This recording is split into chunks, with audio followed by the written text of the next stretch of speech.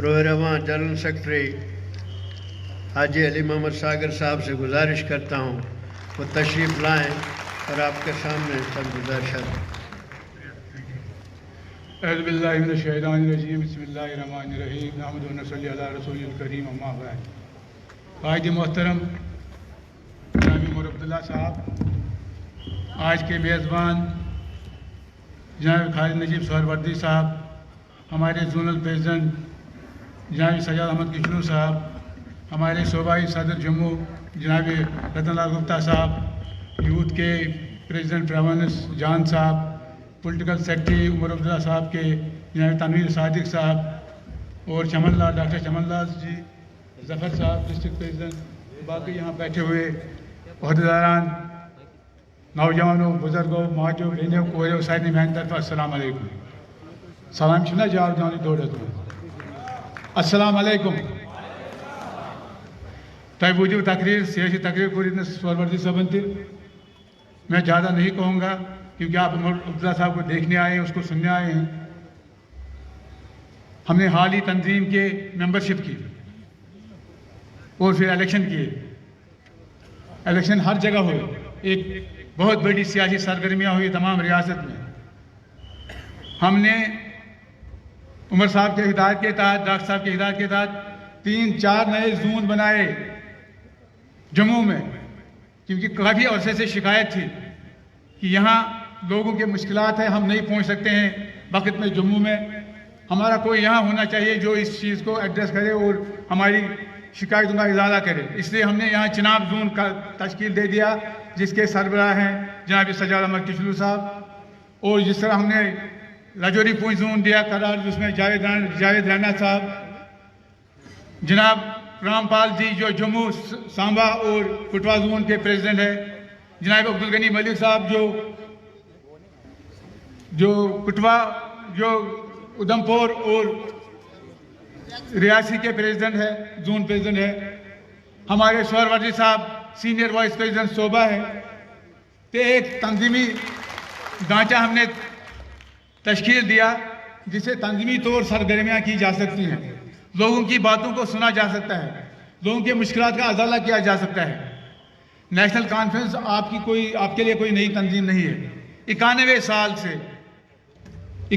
سال سے یہ جماعت لوگوں کی خدمت کر رہی ہے.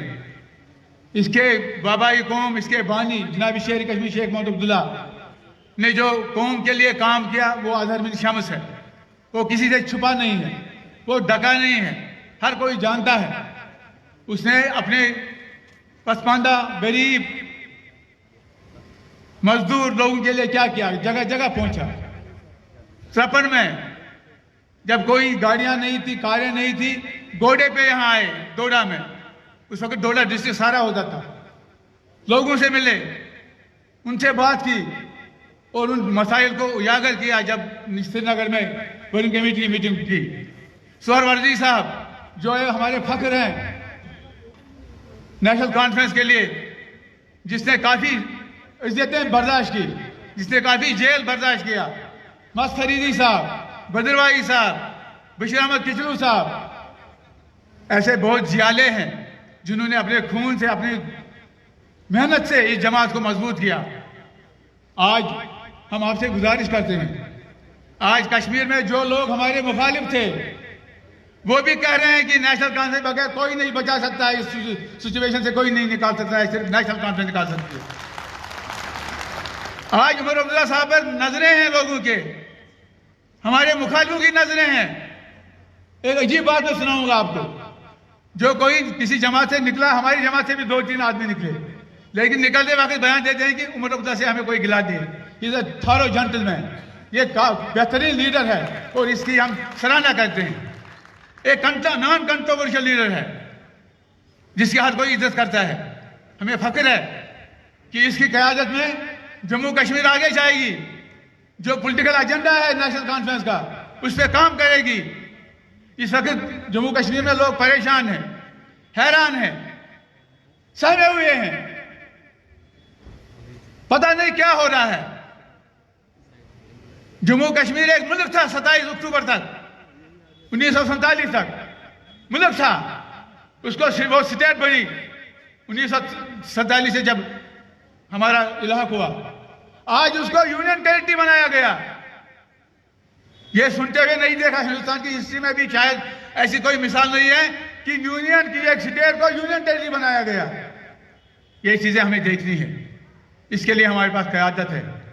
آج عمر صاحب چناب کا دورہ کر رہے ہیں، کل یہ گول گلابر میں سے کافی اجتماع تھا. جس طرح یہاں بڑا اجتماع ہو رہا ہے اس وقت، لوگ سننے آتے ہیں، لوگ سننا چاہتے ہیں عمر صاحب کو، اس کی جماعت کو، قائد ڈاکٹر فاروق عبداللہ صاحب کو. ہم آپ کو یقین دلاتے ہیں انشاءاللہ الرحمن یہ جماعت آپ کی ترجمانی کرتی رہے گی، اس جھنڈے کو اونچا رکھے گی، کشمیریوں کے عزت اور فخر کو اونچا رکھے گی، اور ہمیشہ اپنے آپ کے لیے، آپ لوگوں کی مفادات کے لیے، آپ لوگوں کی جو سیاسی انفرادیت ہے، شناخت ہے، اس کو قائم دائم رکھے گا اور اس کو کامیاب کرے گا. آگے اس کو آگے لے جائے گی، اس ایجنڈا کو آگے لے جائے گی. اس سے پہلے کہ عمر صاحب یہاں تقریر کریں، آپ سنیں، میں ایک دو نعرے دے رہا ہوں، اب آپ اس کا جواب دیجیے. نعرہ تکبیر، نعرہ رسالت، جیت ہماری، زور سے بولو، جیت ہماری، جیت ہماری. شیر کشمیر کا نعرہ تھا، شیر کشمیر کا کیا احساس، ہندو مسلم سکھ ایجاد. انشاءاللہ الرحمن ہمیں 47 میں وہ دکھایا ہے. ہم نے اپنے بہنوں اور بھائیوں کے جو پنڈت بھائی تھے، سردار تھے، اپنی جانیں دے کر شیروانی نے اور ماسٹر جی نے ان کی حفاظت کی. آج بھی ہم اس نعرے پہ قائم دائم ہیں. شیر کشمیر کا کیا ارشاد، نہیں زور سے بولو، ہاتھ کھڑے کر کے بولو. شیر کشمیر کا کیا ارشاد، شیر کشمیر کا کیا ارشاد. بہت بہت شکریہ، تھینک یو.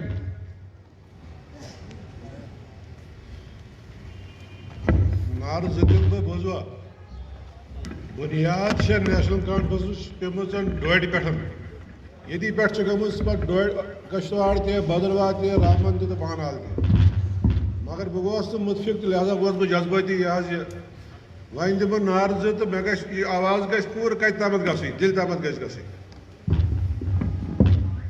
نیشنل کانفرنس مت ذرا ہاتھ تلتھ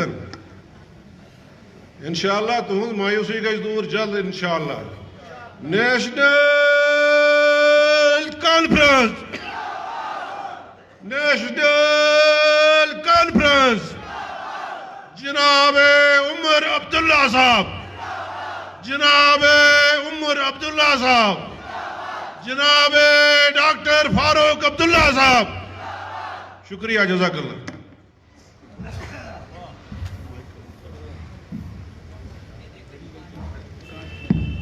اس سے پہلے کہ میں اپنے قائد کو دعوت دوں، میں کچھ نام بھول گیا تھا. ایک تو ہمارے ضلع سے آئے ہوئے صدور صاحبان، بلاک صدور صاحبان، اور صوبائی جوائنٹ سیکرٹری ہیں ٹھاکر 75 سنگھ، ضلع کے نائب صدر محمد امین صاحب ملک، رمیش کمار صاحب جوائنٹ سیکرٹری، اور حال ہی میں گندو بلیسا سے کافی تعداد میں محمد رفیع صاحب کے ساتھ اور دوسرے ہمارے اقبال صاحب کے ساتھ بہت سارے لوگوں نے جوائن کیا. میں ان کو مبارکباد دینا چاہتا ہوں. میں آپ کے واسطے سے ایک تنظیم کے حوالے سے، یہ جو ہمارے الیکشن ہوئے ہیں تنظیم کے، تقریباً ساری کمیٹیاں نئی بنی ہیں اور بائی اینڈ لارج تقریباً سب جوان لوگوں کو موقع دیا گیا ہے، کہیں کہیں پہ سینئر ساتھیوں کو، لیکن اکثریت ہمارے نوجوانوں کی ہے جنہوں نے اس تنظیمی الیکشنوں میں حصہ لیا اور اس میں کامیاب ہوئے. میں ان کو بہت بہت مبارکباد دیتا ہوں. اور یہ سرمایہ عمر صاحب کی خدمت میں حاضر ہے، کیونکہ ہم لوگ اب بزرگوں میں شامل ہو گئے ہیں. یہ ساتھ آپ نے عمر صاحب نے نبھانا ہے. یہ چولی دامن کا ساتھ رہنا چاہیے، جیسے ہم نے ان کا اور فاروق صاحب نے، سہروردی صاحب نے وفاداری سے وفائی کی ہے. آپ سب کا اسی طرح وہ رشتہ قائم رہنا چاہیے جو ہمارا تھا اپنے قائدین کے ساتھ. آپ سب کو بہت بہت مبارک. میں اب جناب قائد محترم عمر عبداللہ صاحب کو दावत देता हूँ, तशरीफ़ लाएँ, आप उनकी बात।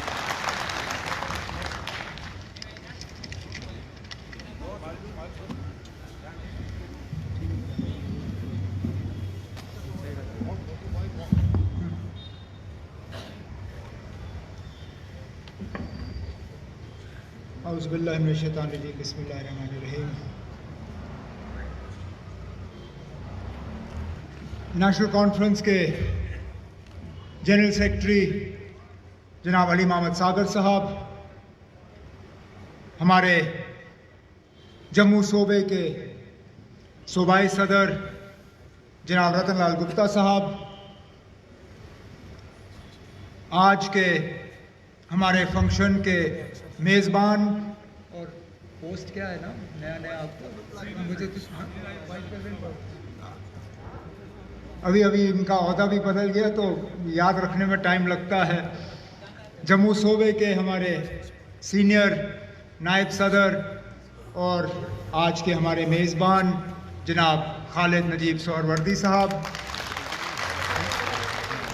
हमारे जोन प्रेसिडेंट जनाब सजाद किचलू साहब, मेरे पॉलिटिकल सेक्रेटरी जनाब तनवीर सादिक साहब, यूथ के हमारे सूबाई सदर जनाब एजाज जान साहब, हमारे सीनियर साथी जनाब ब्रिजमोहन शर्मा साहब, साबका MLA जनाब चमन लाल जी, हमारे डोडा के डिस्ट्रिक्ट प्रेसिडेंट जनाब ज़फ़रुल्लाह राथर साहब, DDC के हमारे मेंबर जनाब सैयद आसिम हाशमी साहब, प्रोविंशियल सेक्रेटरी शाहदाब सोहरवर्दी साहब और यूथ के मेरे डिस्ट्रिक्ट प्रेसिडेंट सैयद नवीद हाशमी साहब, यहाँ पे बाकी ब्लॉक प्रेसिडेंट हजरात, नेशनल कॉन्फ्रेंस के तमाम अहदेदार हजरात, भाइयों, बुज़ुर्गों, बहनों, आप सबको मेरे तरफ से अस्सलाम वालेकुम।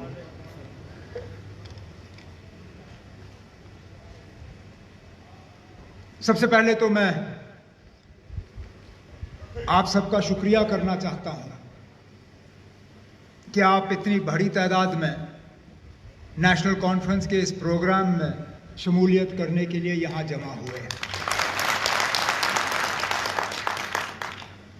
उम्मीद नहीं थी कि इतना बड़ा प्रोग्राम होगा। मैंने सोचा कहीं हॉल में वर्करों के साथ मुलाकात होगी, ज़्यादा से ज़्यादा घर के आंगन में बैठ के बात करेंगे, लेकिन यहाँ पे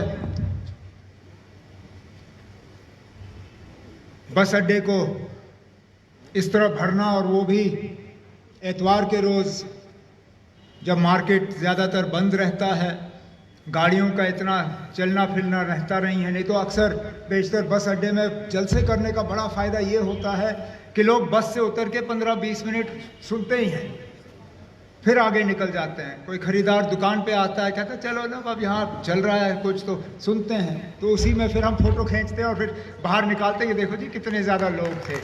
लेकिन आज एतवार के रोज़ इस तरह आप लोगों का जमा होना, ये अपने आप में इसका एक मतलब है और इससे एक जवाब जाता है, क्योंकि बिलखसूस 5 अगस्त 2019 के बाद लगातार ये एक कोशिश की गई थी दुनिया को ये बताने की कि नेशनल कॉन्फ्रेंस वाले अब मर मिट गए, अब इनका अता पता आपको मिलेगा नहीं। ये कहते थे कि इन लोगों ने हुकूमतें की, हुकूमत में तंजीम का फ़ायदा हुआ, लेकिन अब क्योंकि हुकूमत नहीं है और ना हुकूमत इनको मिलने की कोई उम्मीद भी है, अब इनकी तंजीम बचेगी नहीं। हाँ, ये सही है, हुकूमत में रह के जलसा करना बहुत आसान है और हुकूमत के करीब रह के जलसा करना बहुत आसान है। आज जिन लोगों की मरकज़ में हुकूमत है, जो लोग यहाँ पिछले दरवाजे से हुकूमत कर रहे हैं, उनके लिए जलसे करना बड़ा आसान है।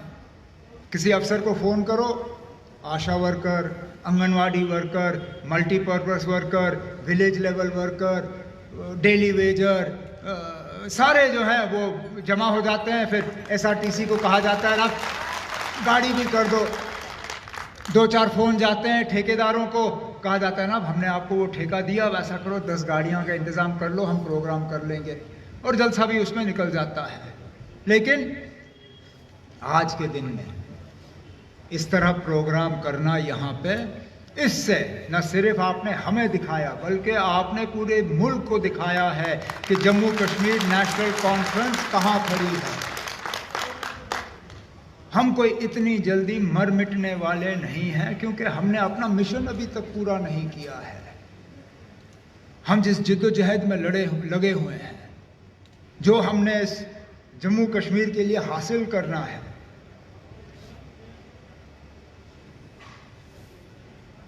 शायद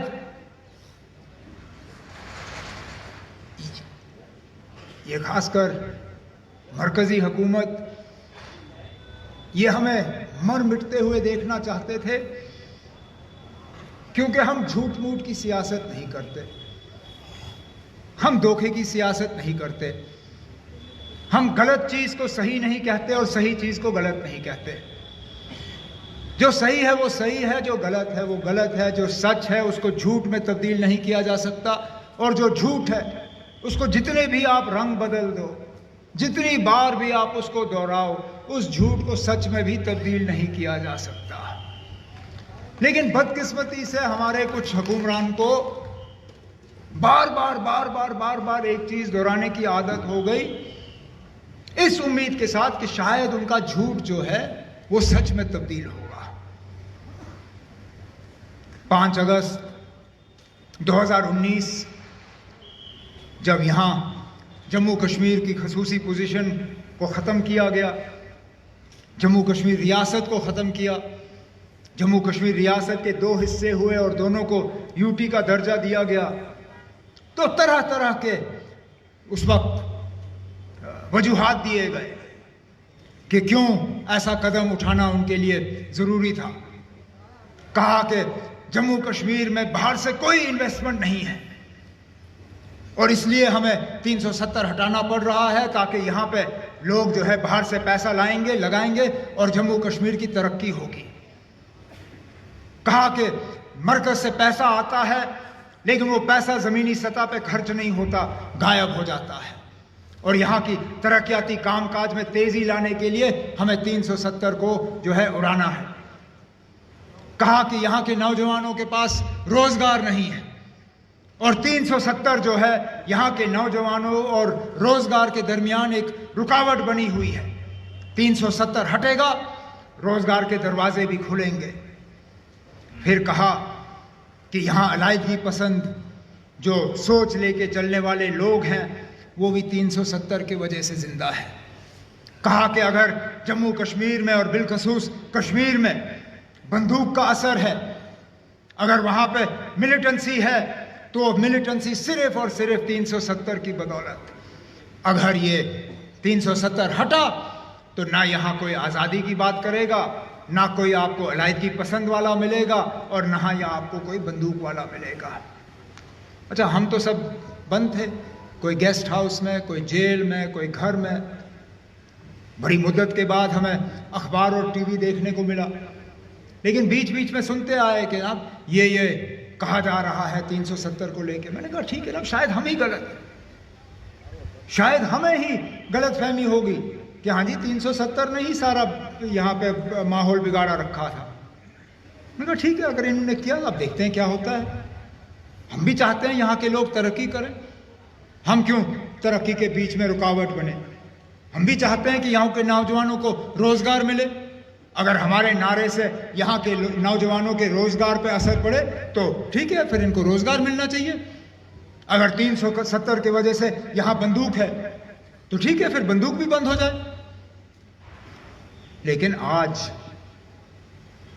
2021 नवंबर, मतलब 2 साल, अगस्त सितंबर अक्टूबर नवंबर, 2 साल 3 महीने, लगभग चौथा महीना अब शुरू होने वाला अगले हफ्ते। मैं मजबूर होता हूं पूछने पे, जनाब कि बताइए इन 2 साल 4 महीनों में आपने इनमें से कौन सी चीज हमें साबित करके दिखाई? इनमें से कौन सी बात जो है सच साबित हुई? 370 हटा, क्या बाहर से लोग आए इन्वेस्ट करने? क्या कारखाने लगे? क्या बाहर के होटल के मालिक आए और उन्होंने कहा कि हाँ जी अब मैं डोडा में होटल बनाऊंगा, अब मैं कशवाड़ में होटल बनाऊंगा, अब मैं ये बगलिहार का जो ये झील है इसके किनारे टूरिज्म का एक विलेज बनाऊंगा? आए लोग पैसा लेके यहां लगाने के लिए। हमें कहा गया था कि अंबानी, टाटा, बिरला फिरला सब आएंगे, कोई नहीं आया। मैं कहा था कि हमारे नौजवानों को अब रोजगार ही रोजगार होगा। किस नौजवान को 5 अगस्त 2019 के बाद रोजगार का ऑर्डर फराहम किया गया? उल्टा जो हमारे प्रोजेक्ट चल रहे थे उन प्रोजेक्ट्स में भी हमारे लोकल लोगों को रोजगार नहीं दिया जा रहा है, और ये सच्चाई है, ये सच्चाई है। अमन की बात, सच्चाई ये है कि जिन इलाकों को हमने अपने दौरे हुकूमत में मिलिटेंसी से खाली कर दिया था, आज वहां फिर से बंदूक का असर है। मैं वजीर आला था, सजाद किचलू साहब मेरे MOS होम थे। हमने श्रीनगर में बंकर के बंकर उड़ा दिए। हम वहां तक हमें अपने आप को ये लग रहा था कि माहौल ठीक है। हम अफस्पा पे बात शुरू कर गए थे कि अब इन इलाकों से अफस्पा को भी उठाया जा सकता है, क्योंकि अब यहां पे मिलिटेंसी का कोई नामो निशान नहीं रहा। आज देखिए ना, आप श्रीनगर का कोई कोना जो है वहां कोई इंसान अपने आप को महफूज नहीं समझता। श्रीनगर, बाकी इलाकों की तो दूर की बात। कुपवारा से लेके टनल तक जिन जिन इलाकों को मिलिटेंसी से खाली किया गया था, वहां दोबारा मिलिटेंसी पैदा हुई। और ये बाहर से मिलिटेंट नहीं आए, ये कश्मीर के ही बने हुए नौजवान जो नाराजगी और अलग अलग वजूहात के बुनियाद पे बंदूक उठाने के लिए तैयार। पिछले दिनों जो श्रीनगर में 3 मारे गए, उनमें से एक ऐसा था जिसने 2019 में बंदूक उठाई। मतलब 5 अगस्त के बाद। तो हमें तो कहा गया था कि 5 अगस्त और 370 के जाने के बाद तो कोई मिलिटेंट ही नहीं बनेगा, लेकिन आज भी बन रहे हैं। तो फिर ये झूठ किस काम का? हमें कहा गया था कि अलाइगी पसंद जो जज्बात हैं वो खत्म हो जाएंगे। क्या आपको खत्म होते हुए नजर आए? पिछले दिनों, पिछले जुमा को हैदरपुरा के उस वाकया के बाद अलाइगी पसंद लोगों ने हड़ताल की कॉल दी। एक भी दुकान श्रीनगर में हमें खुली नजर नहीं आई, एक भी दुकान नहीं।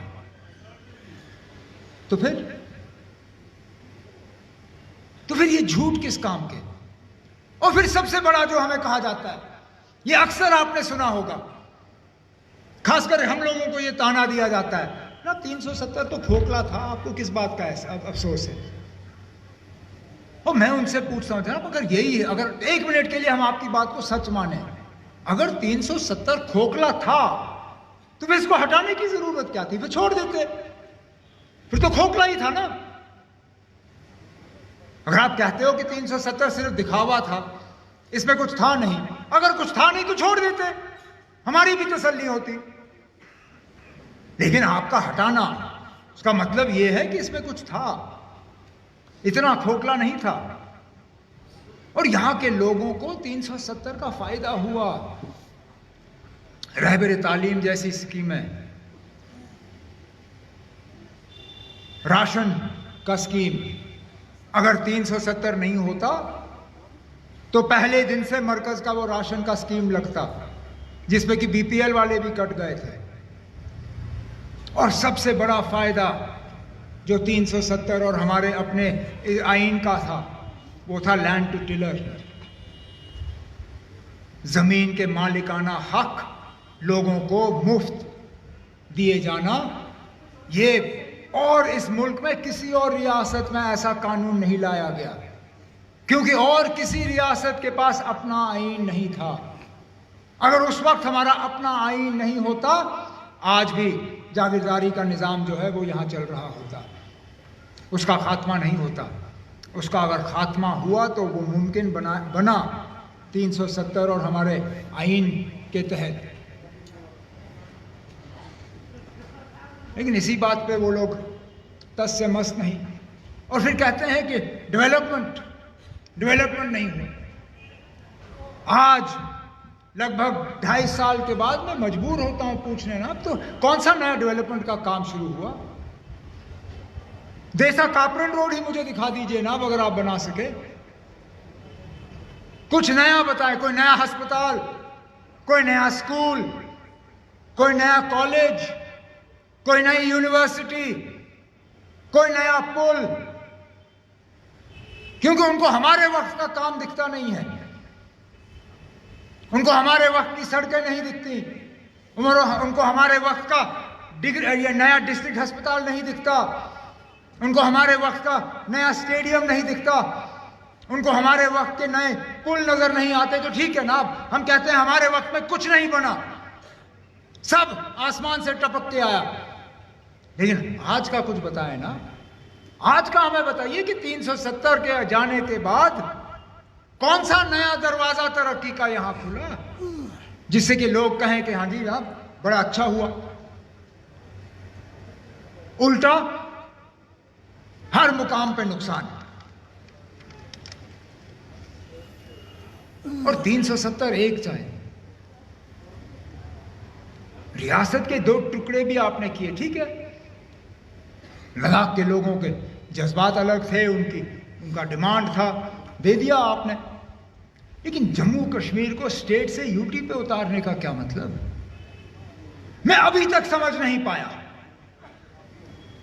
ماں سوائے ہمیں ہیوملیٹ کرنے کے لیے, ہمیں نیچا دکھانے کے لیے, ہمیں تنگ کرنے کے لیے, اور کیا مقصد تھا جموں کشمیر کو یو ٹی بنانے کا؟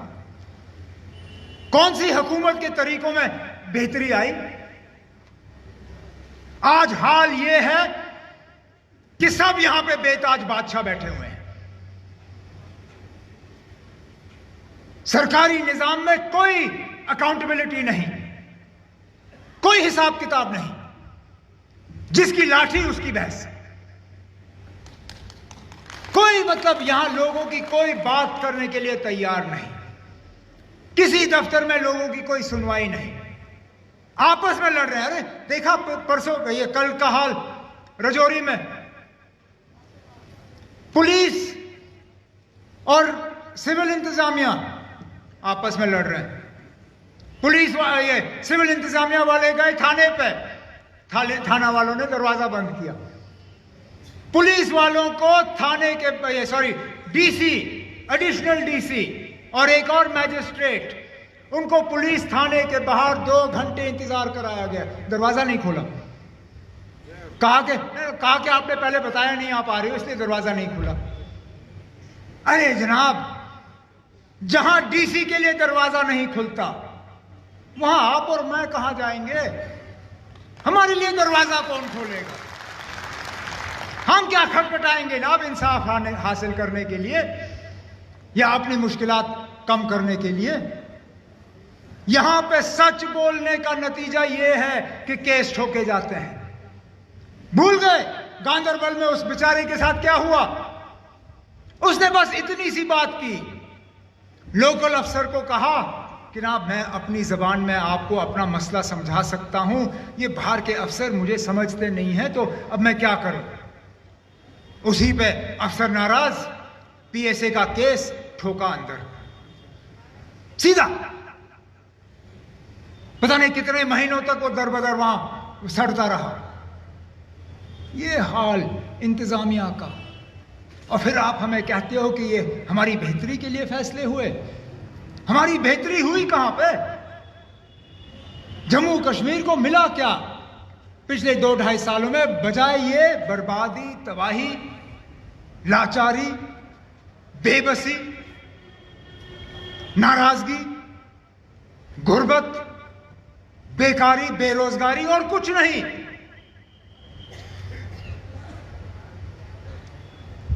آج حال یہ ہے کہ بے گناہ لوگوں کی لاشیں بھی لے کے دور دراز علاقوں میں دفنائی جا رہی ہیں، اور ہم کہیں تو کس سے کہیں؟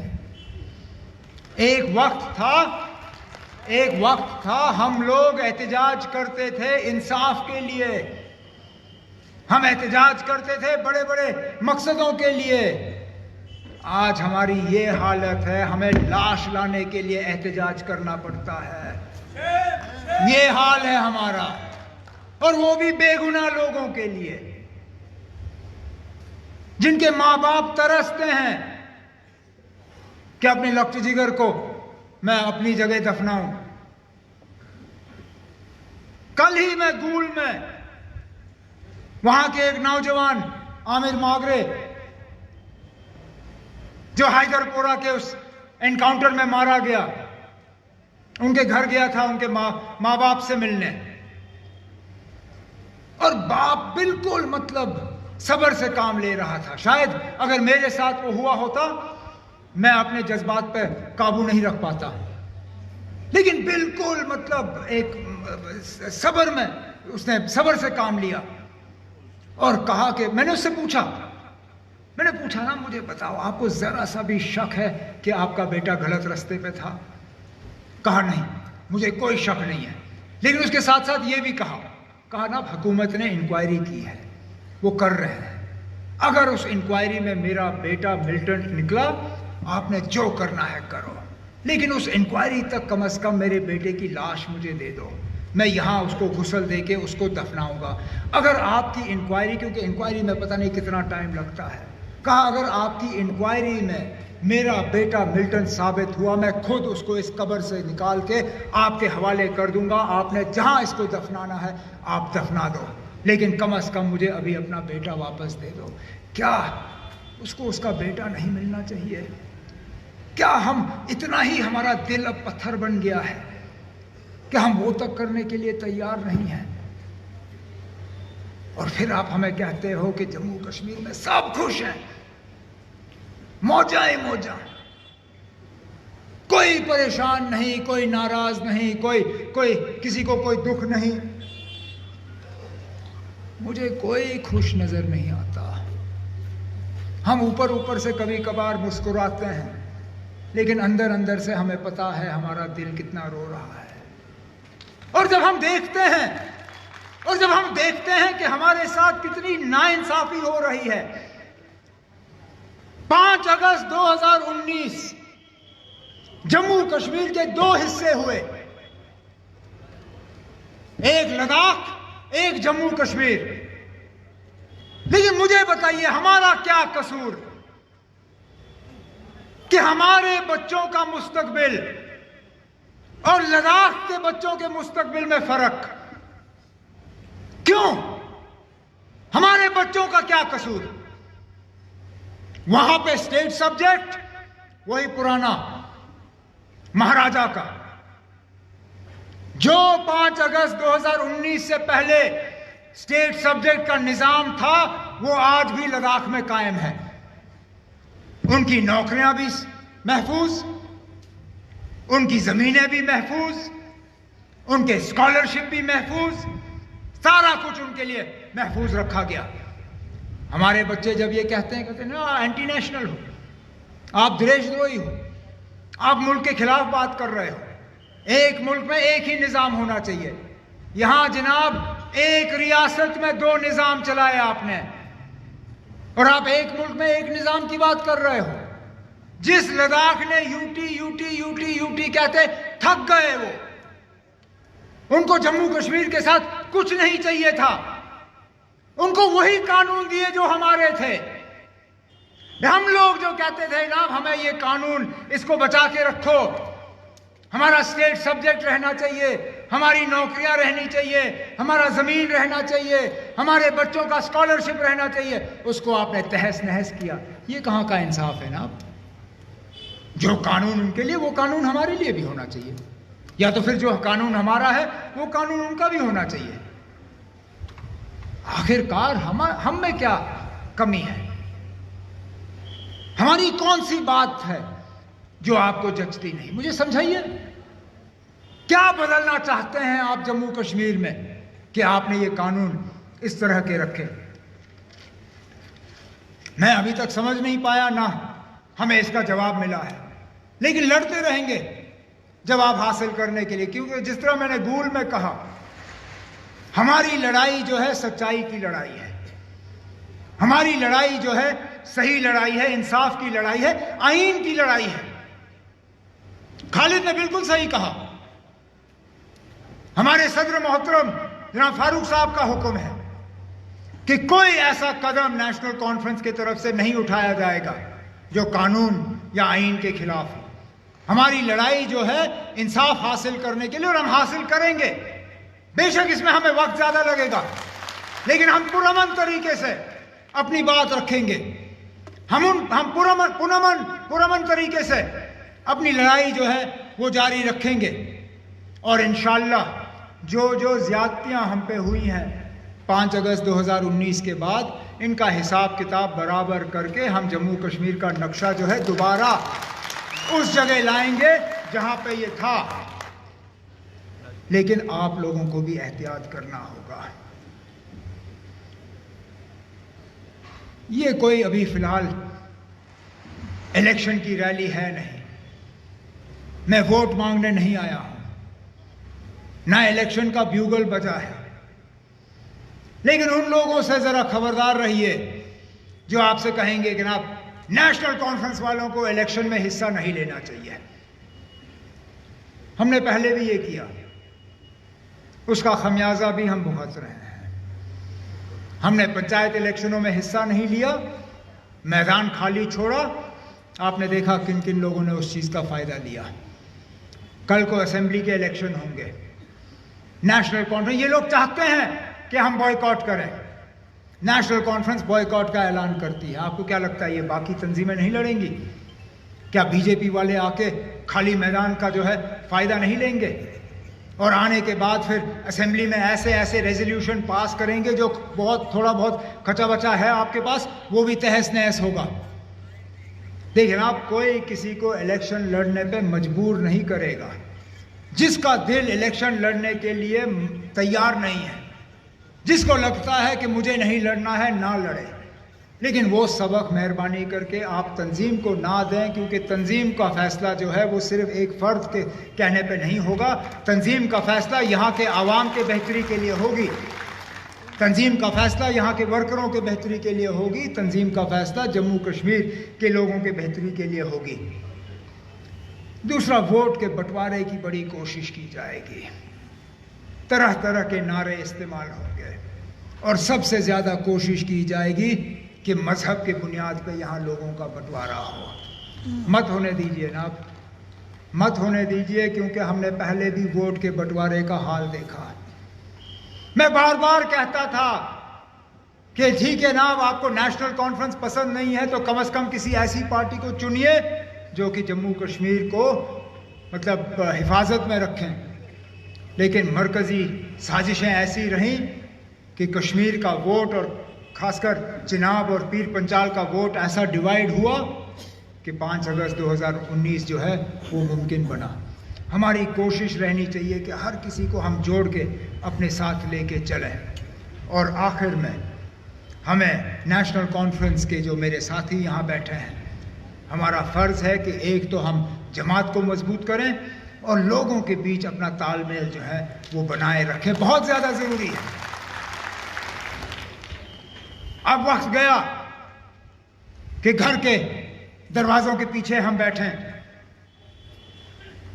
اب وقت گیا کہ میں سری نگر میں بیٹھ کے آرام سے ٹی وی دیکھوں اور سوچوں کہ ابھی یار کوئی ضرورت نہیں ہے نکلنے کا، اب وقت ہے نکلنے کا، اب وقت بیٹھنے کا نہیں ہے۔ بیٹھنے کا وقت انشاءاللہ آ جائے گا، لیکن یہ وقت اب موضوع نہیں ہے بیٹھنے کا۔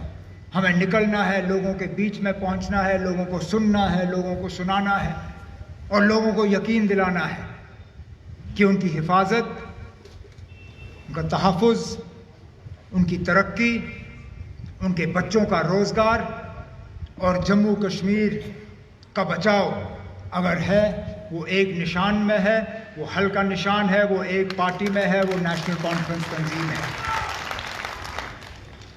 میں ایک بار پھر دل کی گہرائیوں سے آپ تمام ساتھیوں کا، آپ لوگوں کا شکر گزار ہوں کہ آج آپ آئے اور آپ نے اس جلسے کی رونق بنائی، اس امید کے ساتھ کہ دوبارہ پھر جلدی ملاقات کا موقع جو ہے ہمیں حاصل ہوگا۔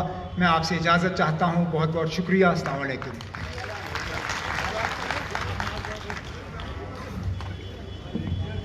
میں گزارش کرتا ہوں آپ لوگ تشریف رکھیں گے، آپ کھانا کھا کر جائیں گے، آپ بالکل اپنی کرسیوں پر بیٹھے رہیں گے، آپ کا کھانا وہیں بنے گا۔ یہ جناب ہمارے ہیں کچھ بی ڈی سی چیئرمین سرشاد نٹنو صاحب، ان کو اور غلام حسن بٹ، فاروق احمد کھانڈے صاحب، یہ ان کی آج جموں کشمیر نیشنل کانفرنس میں جوائن ہو رہے ہیں۔ صدر محترم کے ہاتھ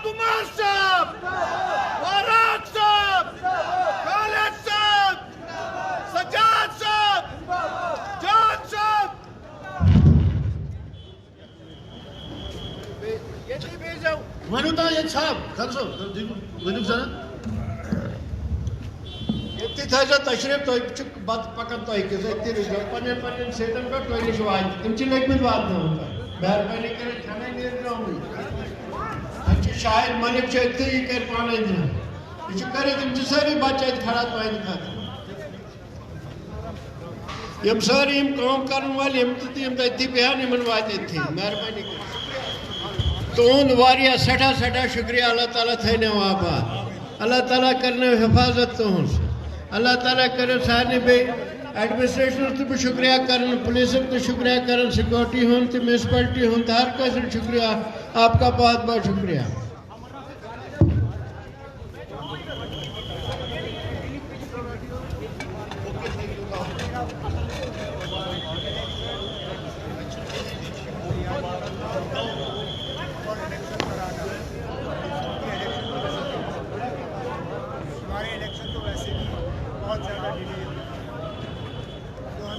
میں اس سے پہلے اسمبلی کے الیکشن ہوئے 7 سال ہو گئے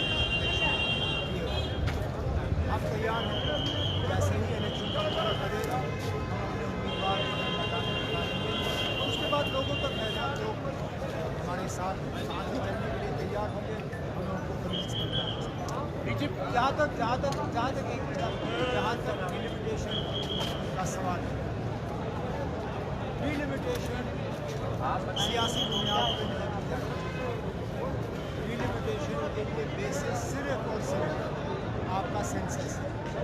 سینسس کے ڈیٹا کے مطابق آپ لوگ 2011 کے اس سال کا سینسس ہوا 2011 کے سینسس کے مطابق جو ڈیٹا ہے اس حساب سے آپ فیصلے کر لیجیے۔ لیکن آپ تھوڑا سا میں الیکشن لڑوں گا نہیں لڑوں گا اس سے جوڑا کی بات جو ہے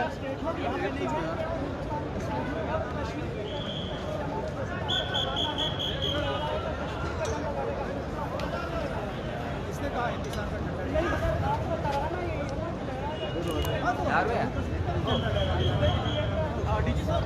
کا ہمارے 2 جھنڈے تھے हमने अपने झंडे को लहराते हुए क्या हिंदुस्तान का झंडा नीचे आप मुझसे सवाल कौन कर रहा है? क्या 15 अगस्त को मैंने कौन सा झंडा चढ़ाया? मुल्क का चढ़ाया या रियासत का चढ़ाया?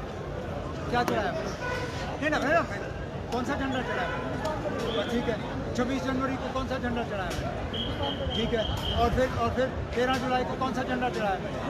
ठीक है, एक मिनट सुनिए, क्योंकि हमारा रियासत का झंडा है ना, हमारा हक है उस रियासत के झंडे को लहराना, पार्टी का लहराना है। सर आपका डीजी का ये कहना है कि कश्मीर में जो है पॉलिटिकल पार्टी जो है वो उकसा रहे हैं, उनका निशाना आपकी पार्टी है और मैं समझा नहीं क्या? डीजी का ये बयान आ रहा है, डीजी पुलिस, हाँ, उनका ये कहना है कि कश्मीर में कुछ पार्टियां वो उकसा रही हैं, उनका निशाना आपकी पार्टी और PDP पार्टी। मैं कह नहीं सकता हूँ ना, ये सवाल आपको डीजी साहब से करना होगा। हमने ना कभी लोगों को उकसाया है, ना आगे से हमारा लोगों को उकसाने का कोई प्रोग्राम है। हम तो यही कहते हैं कि हुकूमत सही तरीके से अपने काम को अंजाम दे। लोग खुद ब खुद खामोश हो जाएंगे, लोग खुद ब खुद शांति में रहेंगे, लोग परेशान हो जाते हैं जब हुकूमत की तरफ से गलतियाँ हो जाती हैं। हमने हैदरपुरा का एनकाउंटर नहीं किया, लोगों ने हैदरपुरा का एनकाउंटर नहीं किया, उसमें बेगुनाह लोग हमने नहीं मारे। अगर लोग नाराज़ हुए तो उसका कसूर हम तो उसके कसूरवार नहीं है ना, जो कसूरवार हैं उसके उनको आप सामने लाइए। सुनने में आया डिलिमिटेशन का ड्राफ्ट बन चुका है जम्मू प्रोविंस में।